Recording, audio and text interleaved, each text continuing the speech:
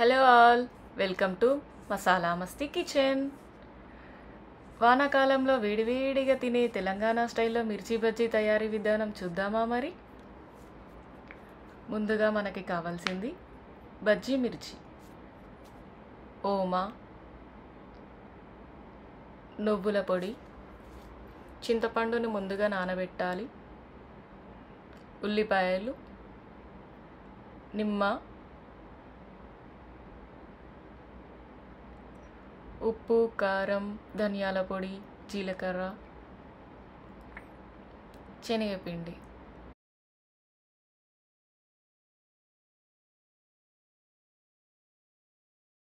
చింతపండు రసాన్ని తీసిపెట్టి అందులో నువ్వుల పొడి కలుపుకొని, ఈ చింతపండు రసంలో కాస్త నువ్వుల పొడి, ఉప్పు, చక్కెర వేసి కొద్దిగా పసుపు, కొద్దిగా ధనియాల పొడి వేసి బాగా కలపాలి. ఈ మసాలా వల్ల మిర్చి బజ్జీ అనేది రుచిగా ఉంటుందండి. చాలా కొద్దిగా తీపిగా, పుల్లగా చాలా మంచిగా అనిపిస్తుంది. ఒక్కసారి ట్రై చేయండి. ఇప్పుడు మిర్చిని ఇలా ఘాట్లు పెట్టి గింజలు తీసేసి రెడీగా పెట్టుకోవాలి. ఇప్పుడు మనం చేసిన మిశ్రమాన్ని ఇలా ప్రతి ఒక్క మిర్చిలో స్టఫ్ చేసుకోవాలి.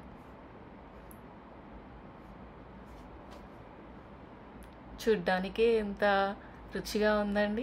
ఒక్కసారి ట్రై చేయండి. మీకు నచ్చితే నాకు కామెంట్ చేయండి. ఇంకా రెసిపీస్ ట్రై చేస్తాను. ఇప్పుడు మిర్చి బజ్జీకి సరిపడా శనగపిండిని తీసుకోండి. మేము ఇక్కడ 1 గ్లాస్ తీసుకున్నాము. మీకు ఎంత కావాలొస్తే అలా తీసుకోండి. కొద్దిగా ఓమా వేసి, రుచికి సరిపడా ఉప్పు, 2 టేబుల్ స్పూన్స్ కారం,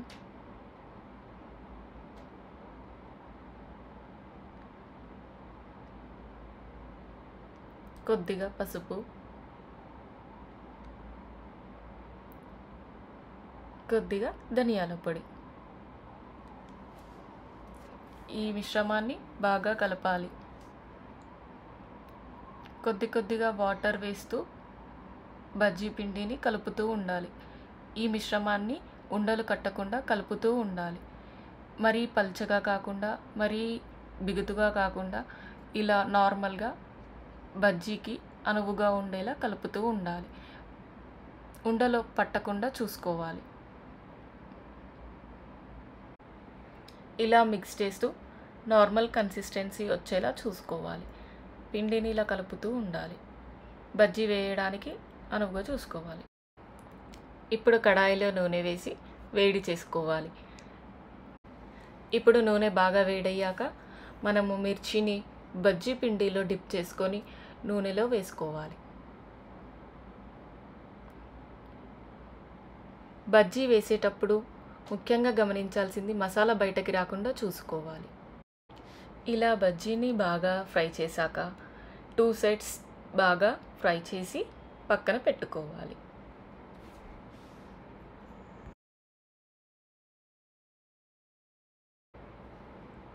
ఇప్పుడు బజ్జీని ఈ విధంగా ఓసారి స్టఫ్ చేసి ట్రై చేసి చూడండి. మీకు తప్పకుండా నచ్చుతుంది. ఇది మా స్టైల్లో మేము ఇలా చేసి స్టఫ్ చేసి తింటామండి.